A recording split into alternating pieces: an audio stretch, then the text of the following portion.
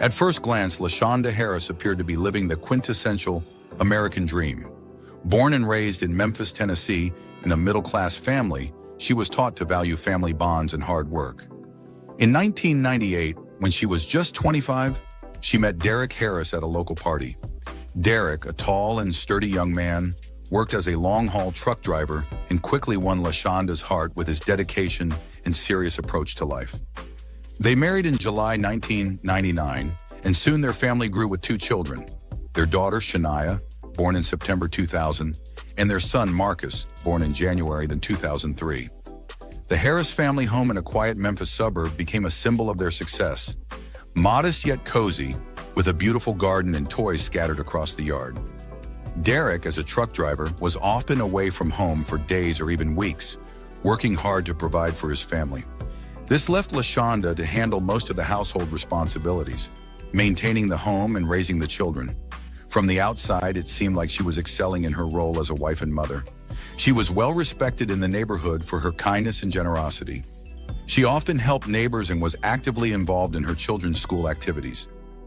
However, behind the facade of this perfect life, dark realities were lurking. The beginning of 2006 marked a turning point for the Harris family. LaShonda started to withdraw from her usual activities. Neighbors recalled that she began to stay inside more often, and her once genuine smile no longer seemed sincere. Many attributed this to the fact that Derek was leaving her alone more frequently, going on longer and longer trips for work. But the truth was far more complex. LaShonda had a cousin, Monique Carter. They had been close since childhood, and their bond only strengthened after they both got married. Monique and her husband Jamal, a successful mid-level manager, were frequent visitors to the Harris household. Jamal, an attractive and charismatic man, was always the center of attention at family gatherings. Monique believed her marriage was perfect and was proud of the warm relationship they maintained with LaShonda and Derek. But beneath this friendship, darker passions were at play. By March 2006, LaShonda had been secretly seeing Jamal for several months. Their affair had started in late 2005. At first, it was just casual conversations at parties, but soon they began meeting in secret, away from the prying eyes of family and friends. Unlike Derek, Jamal was always around, providing the attention LaShonda had long been missing in her marriage. This dangerous game continued until it all ended in tragedy on April 4, 2006. That day, LaShonda was supposed to meet with Jamal, but something went terribly wrong. That evening, when Derek returned home from work, he found his wife dead. Her body lay in the living room, surrounded by overturned furniture. Initially, it looked like a robbery, but the lack of forced entry and untouched valuables raised suspicions. Neighbors said they hadn't seen or heard anything unusual that day. Memphis is a quiet town where everyone knows each other, and this murder shook the entire neighborhood.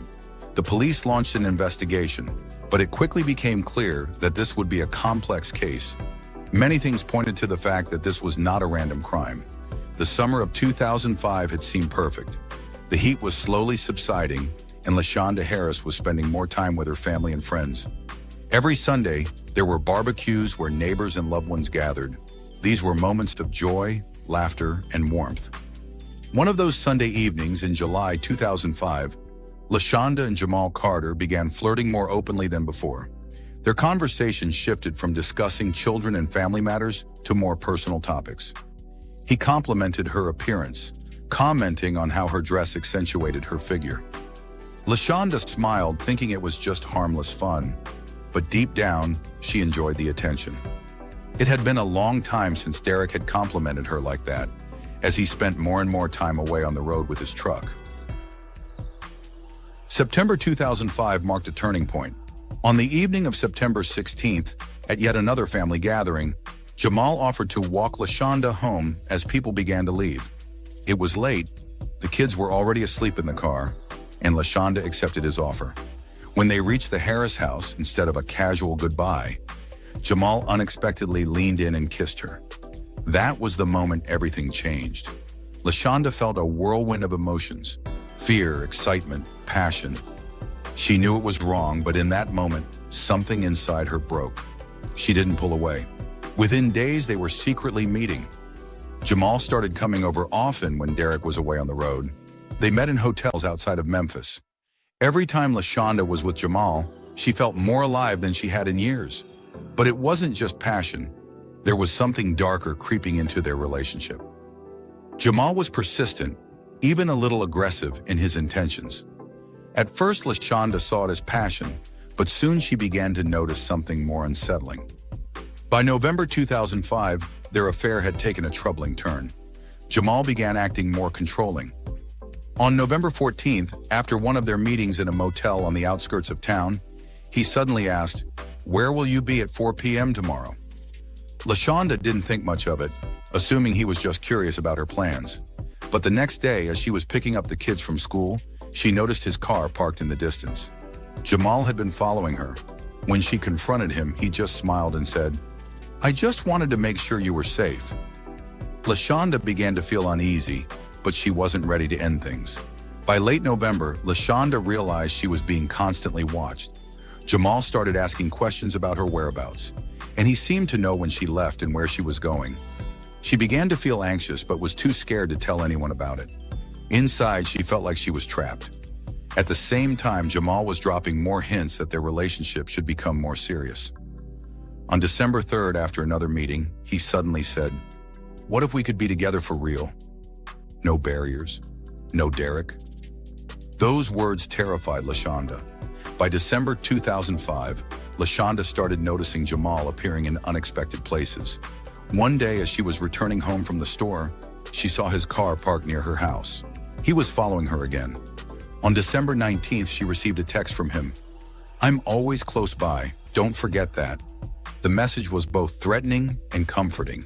She tried to convince herself it was just jealousy, but deep down, she knew Jamal was becoming more obsessive and controlling.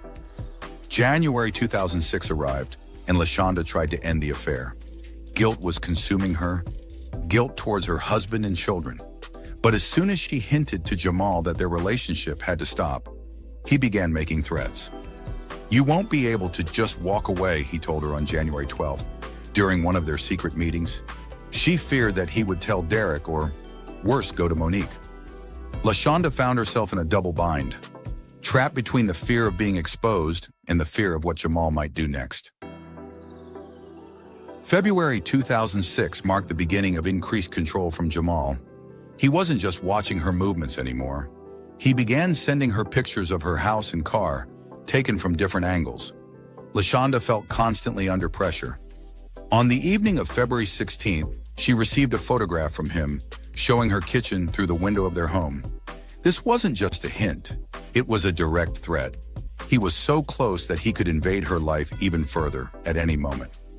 By March 2006, LaShonda was on the verge of a breakdown. She realized that Jamal wasn't going to let her go easily. He had already threatened several times to expose their affair if she tried to end the relationship.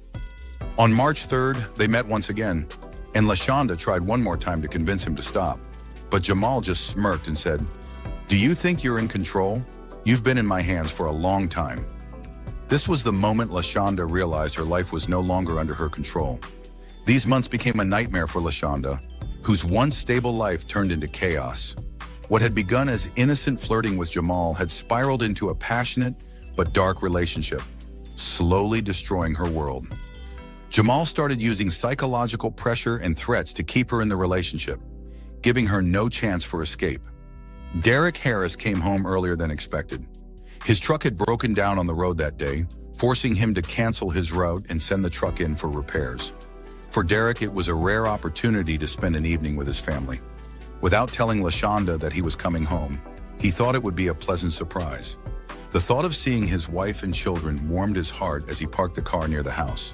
Approaching the house, Derek sensed something was off. The house was dark, and there was an eerie silence. Usually at this time, LaShonda would be busy making dinner, and the kids would be playing or watching TV. But this time, nothing reminded him of their usual life, and it made him uneasy. He quietly opened the door and stepped inside, calling out to his wife and children, but there was no response. The lights in the house were off, and the silence was so heavy it felt sinister. When Derek reached the living room, his heart stopped. There, on the floor, lay LaShonda's lifeless body, with a single stab wound to her chest. The room was in disarray, furniture was overturned, and objects were scattered everywhere.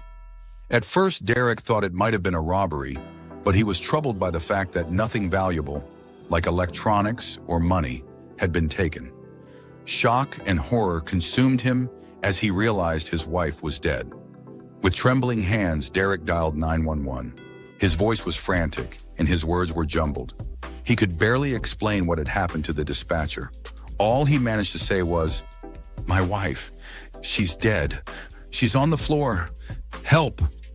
In that moment, he realized his life would never be the same again. Within minutes, the police and paramedics arrived at the scene. The house was cordoned off, and the initial crime scene investigation began. The officers immediately noticed there were no signs of forced entry, no broken doors or windows. This fact led the investigators to suspect that the killer was someone familiar with LaShonda, someone who may have been allowed into the home. Detective Jared Williams, a seasoned investigator with more than 15 years on the Memphis police force, arrived at the crime scene. He was known for his keen eye for details that others might overlook. After examining LaShonda's body and the scattered furniture, Williams quickly suspected that this murder wasn't random. The single stab wound, precisely in the heart, looked like the work of someone who knew what they were doing. What first caught his attention was the absence of signs of a struggle. Despite the scattered objects, it was clear LaShonda hadn't fought back. This indicated that she either knew her killer or had been caught off guard. There were no defensive wounds on her hands or face, further suggesting that the killer was someone she trusted. While the forensic team photographed the crime scene and collected evidence, Derek was taken to the police station for questioning. The detectives understood that, as LaShonda's husband, he had to be questioned to uncover all the details. However, his alibi was solid.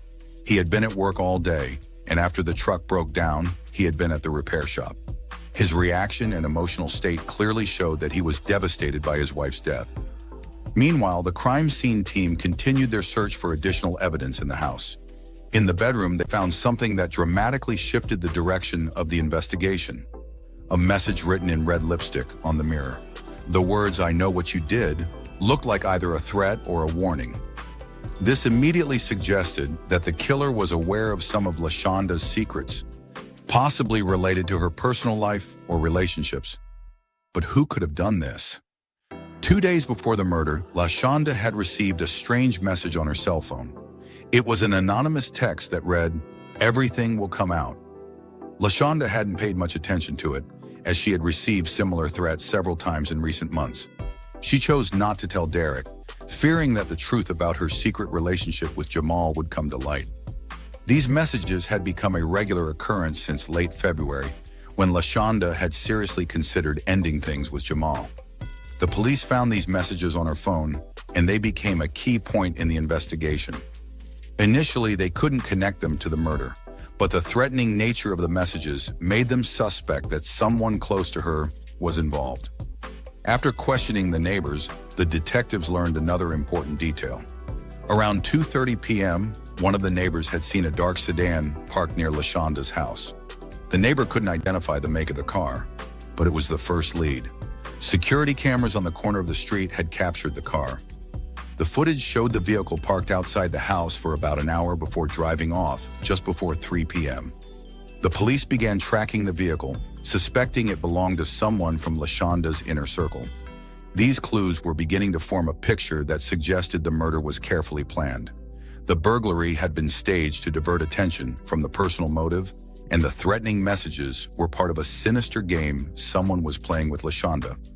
Thus, the night of April 4th, 2006, marked the beginning of a complex investigation where personal relationships, manipulation, and dangerous secrets intertwined, leaving a bloody trail behind. The day after LaShonda's murder, Detective Jared Williams gathered his team to continue the investigation. Williams, who had handled similar cases for years, immediately dismissed the robbery theory. It was clear to him that someone close to LaShonda was behind the killing. The first people on the list of suspects were her husband, Derek, and other close family members. The investigation required a meticulous approach, and every detail could be crucial. Derek Harris was brought in for questioning. His reaction to his wife's death seemed genuine. He was in shock, crying, and sometimes stumbled over his words out of distress. Detective Williams followed standard procedure and started by asking Derek about his whereabouts on the day of the murder. Derek explained that he had spent the entire day at work and later dealt with the breakdown of his truck. His colleagues' statements and records from the repair shop confirmed his story. Everything pointed to Derek being innocent of the crime. Williams, realizing that Derek's alibi was solid, temporarily ruled him out as a suspect. However, something kept bothering the detective. Everything seemed too neat. LaShonda's body, the arrangement of things in the house, the lack of forced entry. It didn't look like a simple argument or a robbery gone wrong, but rather a carefully planned murder. As the detectives reviewed LaShonda's phone, they noticed a series of messages from someone named Jay. These messages stood out from her usual conversations. They were emotionally charged, intimate, and clearly indicated a secret relationship. Messages like, "I can't live without you," "When are we meeting again?" and "You owe me," pointed to an affair that LaShonda had kept hidden from her husband. This became the first real breakthrough in the investigation. Soon it was revealed that the phone number linked to these messages belonged to Jamal Carter, the husband of her cousin Monique. This discovery shocked the detectives. Jamal, in their eyes, was an ordinary law-abiding citizen, a successful mid-level manager who, along with his wife, attended all the family events. But this revelation changed the course of the investigation. Now the police had a strong theory. LaShonda's lover might be involved in her death. Jamal was called in for questioning. He sat in the police station with his back straight, trying to maintain his composure. When detectives started asking about his relationship with LaShonda, he initially denied any intimate involvement, claiming they were just friends. But when they presented him with the text message records, Jamal hesitated. Realizing there was no point in denying it further, he admitted to the affair, but tried to downplay it as a mistake. According to him, the relationship started accidentally and didn't last long. However, Detective Williams sensed that Jamal was hiding something. Jamal's account of their relationship didn't align with what Williams had seen in LaShonda's messages. There was a sense of emotional dependence in the messages, and some of them clearly suggested that Jamal had been threatening LaShonda if she tried to end the relationship. One message sent just days before her death read, "You won't be able to walk away that easily." These words became a critical point in the investigation. This wasn't just an affair anymore. It was a potential motive for murder. Jamal knew that LaShonda wanted to end their relationship, and he couldn't handle her decision. He was pressuring her, forcing her to continue seeing him by threatening to expose their affair. The investigation dug deeper into Jamal's finances. When detectives reviewed his bank accounts, they found suspicious transactions that hinted at his involvement in illegal dealings. Jamal had used LaShonda as a cover for some of his schemes. These financial activities, which at first seemed unrelated to her death, revealed a darker side to his character. Jamal was not just a lover, but a man pulling LaShonda into his dealings, possibly blackmailing her. Williams began to suspect that the pressure on LaShonda wasn't just about their personal relationship, but also about Jamal's criminal activity. This explained why he was so desperate to keep her under control. She knew too much about his affairs and could ruin his reputation if she told the truth. The detectives turned to Jamal's wife, Monique. On the surface, she seemed like an ordinary wife, unaware of what was going on. But during questioning, it became clear that she had known about her husband's infidelity for some time. Back in February 2006, feeling suspicious, Monique had hired a private investigator to follow Jamal. She knew about his affairs, and more than that, her investigator had provided evidence of Jamal and LaShonda meeting for months. But instead of confronting him immediately, Monique decided to use this knowledge to her advantage. She was aware of Jamal's illegal dealings and had planned to blackmail him using the information about his affair. Monique was playing her own game, gathering leverage against her husband. However, she hadn't anticipated things going this far. Her plan to blackmail him backfired when LaShonda was murdered. As the case unfolded, Detective Williams began to see that Jamal had been playing a double game, not only with LaShonda, but also with Monique. He had been manipulating both women while hiding his criminal activities and running his shady deals behind Monique's back. Williams also uncovered that Jamal had been trying to make LaShonda an accomplice in his schemes, using her to cover up his financial fraud. This explained why LaShonda was so afraid to end things. Her life had become entangled in Jamal's secrets. These details led to the conclusion that LaShonda's murder was not simply the result of a love affair, but a deeply tangled web where personal relationships, criminal activity, and manipulation combined in a dangerous mix. Jamal wasn't just involved in an affair with LaShonda, he was also wrapped up in illegal dealings that would have destroyed his life if the truth came out. Jamal Carter began to feel the pressure mounting. His life was spiraling out of control. The secret affair with LaShonda, his involvement in illegal financial activities, and his wife Monique's suspicions were all threatening to bring his world crashing down. Over the past few months, Jamal had been trying to maintain control, but the situation was becoming increasingly unmanageable. He knew that LaShonda was starting to pull away, and her threat to reveal everything could be his downfall.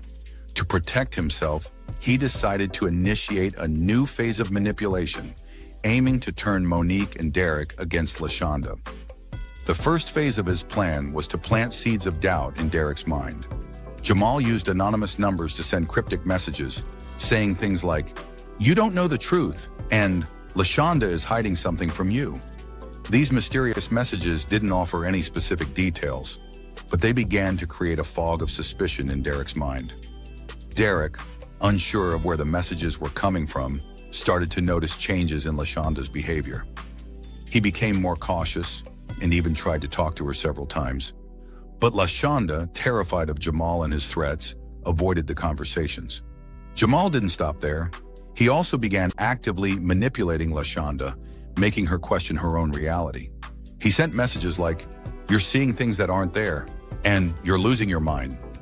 These words were designed to make LaShonda doubt her mental state. Each new message became more unsettling, causing her to feel like someone was watching her every move. Slowly, she began to fear that she was going crazy and even discussed with a friend the possibility of seeking psychological help. Around the same time, she started noticing strange glitches with her phone. Messages would appear and disappear within seconds, or she would receive calls from unknown numbers, only to hear silence on the other end. These small but constant unnerving events were making her life unbearable.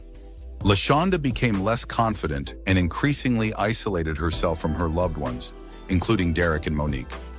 Meanwhile, Monique, who had long suspected Jamal of infidelity, finally decided to take decisive action.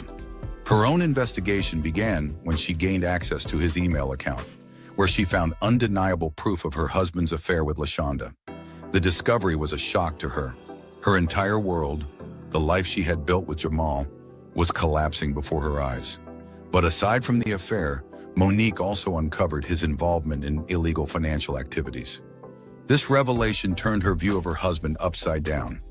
Realizing that her life and reputation were also at risk, Monique began gathering evidence against Jamal, intending to use it if necessary. Monique decided not to act immediately. She realized that Jamal was dangerous, and his actions could have a far greater impact on her than she had initially thought. She chose to conduct her own investigation, moving cautiously to avoid raising suspicion. Monique tracked Jamal's movements, recorded his calls, and intercepted some of his messages, giving her more insight into his plans and motives. By this point, LaShonda knew her situation was becoming increasingly dangerous. Her constant fears, compounded by Jamal's threats, had pushed her into a state of panic. She decided that she needed to end the relationship once and for all to save herself and her family. LaShonda tried to distance herself from Jamal, but he had no intention of letting her go that easily. When Jamal saw that LaShonda was trying to break things off, he escalated to more aggressive tactics. He proposed that she participate in his latest criminal scheme, assuring her that after this, they could retire together. LaShonda was horrified. She couldn't believe that Jamal had dragged her into such dangerous dealings. At that moment, she resolved to cut ties with him for good. That day, Jamal and LaShonda met at her house to finally discuss their relationship. LaShonda told him she wanted to end the affair and was ready to tell Monique everything. That was the breaking point for Jamal. He knew he would lose everything if LaShonda opened her mouth. Panic and rage overwhelmed him. In the heat of their argument, Jamal lost control. He grabbed a kitchen knife and, without thinking, delivered a fatal blow straight to her heart. As LaShonda fell to the floor, Jamal realized what he had done. In a panic, he began overturning furniture, trying to make the scene look like the result of a robbery. He hurried, doing everything hastily, leaving behind traces that would later become key evidence in his undoing. The next day, Detective Jared Williams, while surveying the home, noticed several strange details that didn't fit the robbery scenario. The table had been overturned, but there were no signs of a struggle on it. Valuable items, such as jewelry and money, were untouched. This led Williams to suspect that the murder had been premeditated.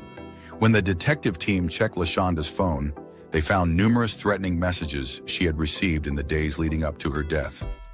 The messages pointed to tense relations with Jamal. This discovery became a crucial piece of evidence linking Jamal to the crime. Moreover, LaShonda's last calls were all connected to Jamal. Williams quickly pieced together the puzzle.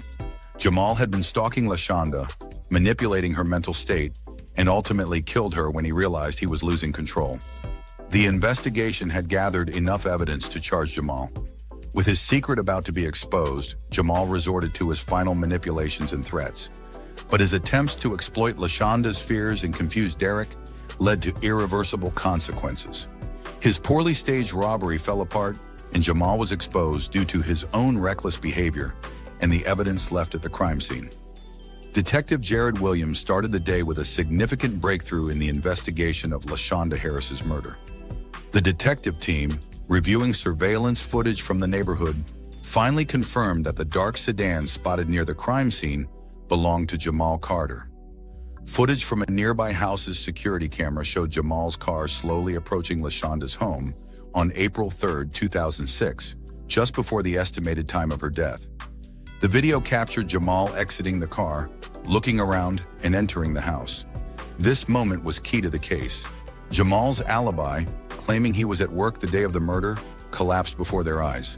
The video was undeniable proof of his lie. Now Williams knew that not only had Jamal been at LaShonda's house at the time of her death, but he had also actively concealed his presence there. At the same time, forensic experts uncovered new evidence at the crime scene. Partial fingerprints were found on the handle of the knife that had killed LaShonda. These prints belonged to Jamal. Up until this point, he had denied being at the crime scene, but now the police had irrefutable evidence of his involvement in the murder.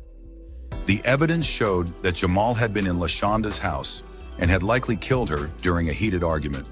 Knowing he had everything he needed for Jamal's arrest, Detective Williams quickly obtained a warrant. Memphis police arrived at Carter's home to make the arrest. Jamal was caught off guard. He hadn't expected the investigation to move so quickly. Trying to remain calm, he walked out onto the porch, but inside he was boiling with panic. He was convinced he could talk his way out of this, just as he had done before using his manipulative tactics.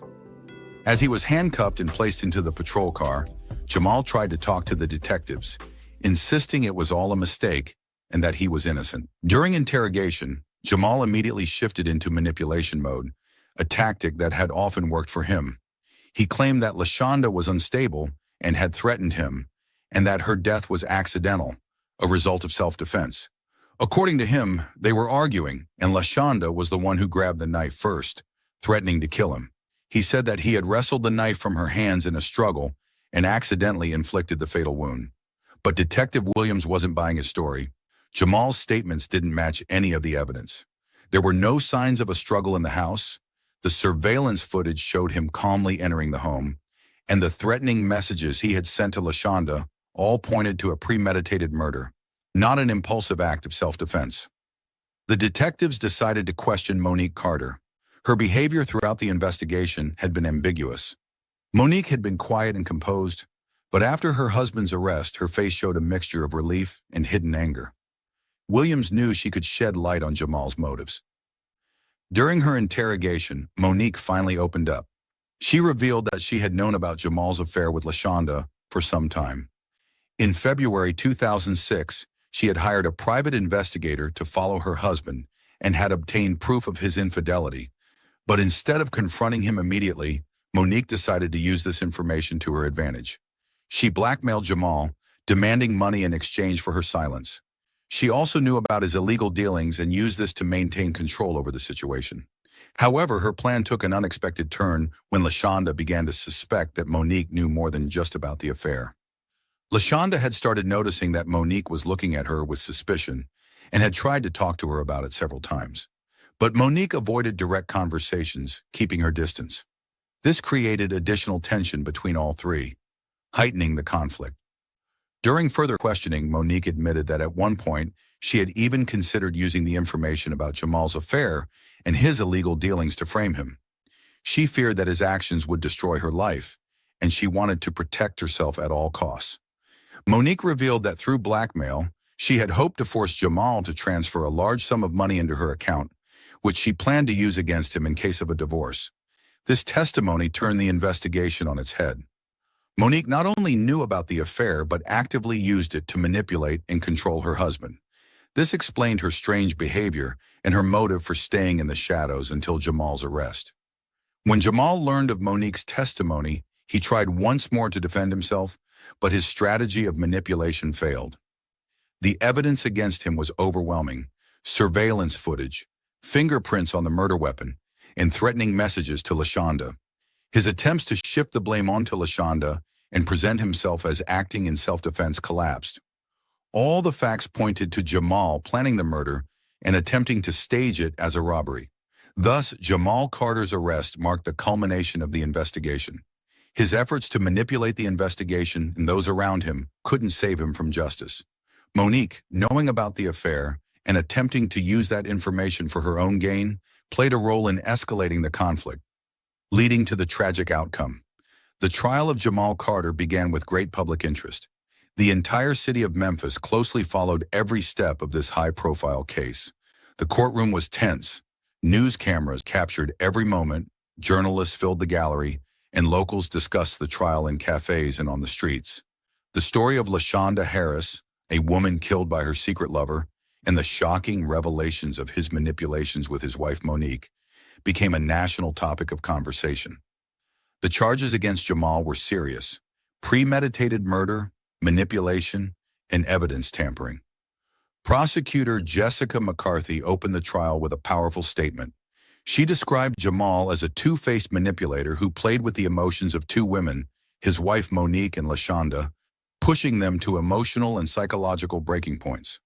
McCarthy emphasized that LaShonda's murder was not an impulsive act. It was a premeditated act born out of fear of exposure and loss of control over his victims. McCarthy presented surveillance footage showing Jamal arriving at LaShonda's home just hours before her murder. She explained that this was clear evidence of Jamal's intentional visit to LaShonda, which ended in her death. The prosecution aimed to prove that Jamal went to her with a specific goal: to silence her if she decided to expose their affair. The next day, witness testimonies began. The first to take the stand was LaShonda's neighbor, Jonathan Brown, who had seen Jamal's car near her house. He testified that he had often seen the car over the past few months, but hadn't thought much of it until he learned of the murder. Brown's testimony was crucial in solidifying the timeline and proving that Jamal was at LaShonda's house at the time of her death. Next, the prosecution called the private investigator Monique Carter had hired to follow her husband. The investigator testified that Jamal was not only having an affair with LaShonda, but was also involved in shady financial deals. This was a key moment in the case. The prosecution sought to show that Jamal wasn't just LaShonda's lover, but used her as cover for his illegal activities. This explained why he was willing to go to such extremes to keep his secrets from being exposed. Then came the defense's turn. Jamal's attorney, Mark Wilson, presented his strategy, which hinged on the idea that LaShonda had provoked Jamal into conflict.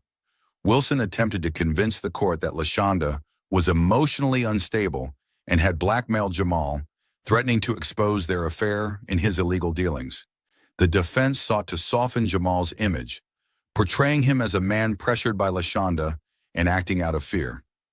Wilson argued that LaShonda had manipulated Jamal, forcing him to continue their relationship even though he wanted to end it.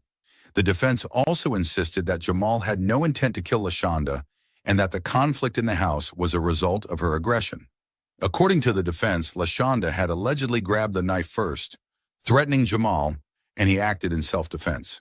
The case took a significant turn when Monique Carter took the stand. Her testimony was highly anticipated as she could shed light on the nature of Jamal and LaShonda's relationship. Monique stepped up with confidence, though her voice trembled as she began to speak. She admitted that she had known about Jamal's affair with LaShonda since February 2006. Monique explained that she had hired a private investigator when her suspicions of her husband's infidelity grew. But the most shocking details were saved for later. Monique confessed that after learning of the affair, she didn't immediately confront Jamal. Instead, she decided to use the information to her advantage. Monique began blackmailing Jamal, demanding money in exchange for her silence. She knew about his illegal activities and wanted him to pay to keep his secret safe.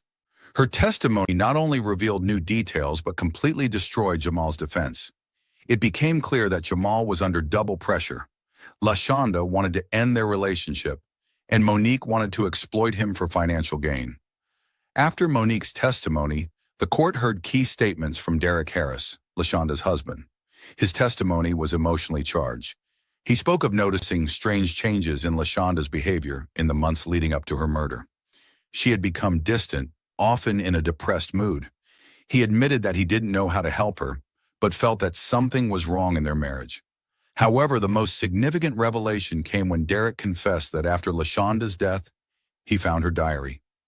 In this diary, LaShonda detailed how Jamal manipulated her, threatened her, and controlled her actions.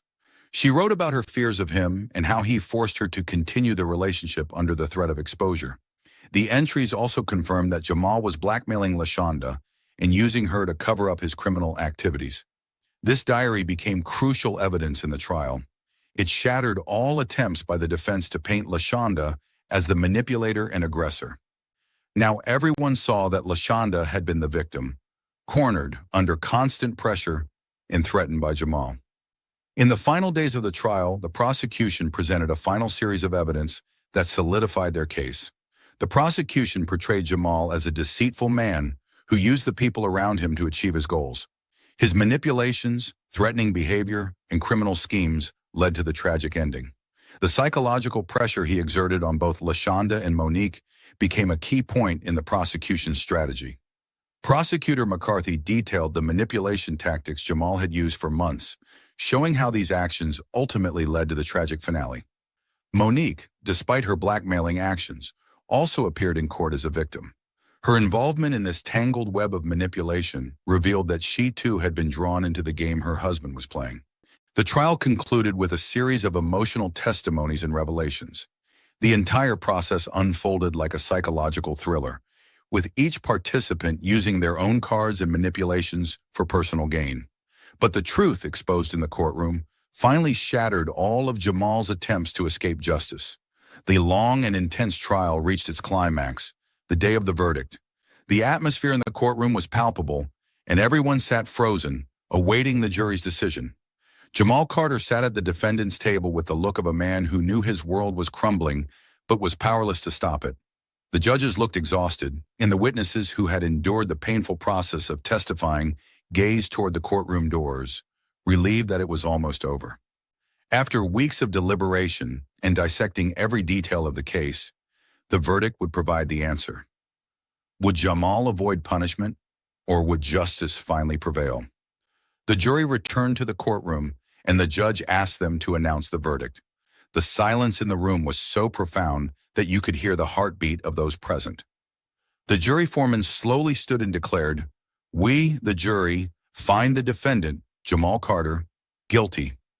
The room was hushed as everyone waited for more. The jury proceeded to deliver their decision on each count. Jamal was found guilty of the premeditated murder of LaShonda Harris, along with other crimes, including manipulation and threats. As the judge began reading the sentence, something unexpected happened in the courtroom. Monique Carter, who had remained composed throughout, suddenly burst into tears. Until this moment, she had appeared cold and untouchable, but now her emotions spilled out. She covered her face with her hands, her shoulders shaking. She likely realized that her own blackmail and manipulations had also played a part in the tragic outcome. When the judge handed down the final sentence, life imprisonment without the possibility of parole, the courtroom sank into a deep silence. Jamal, sitting in chains, couldn't hide his despair. He understood that all his manipulations, threats, and lies no longer mattered.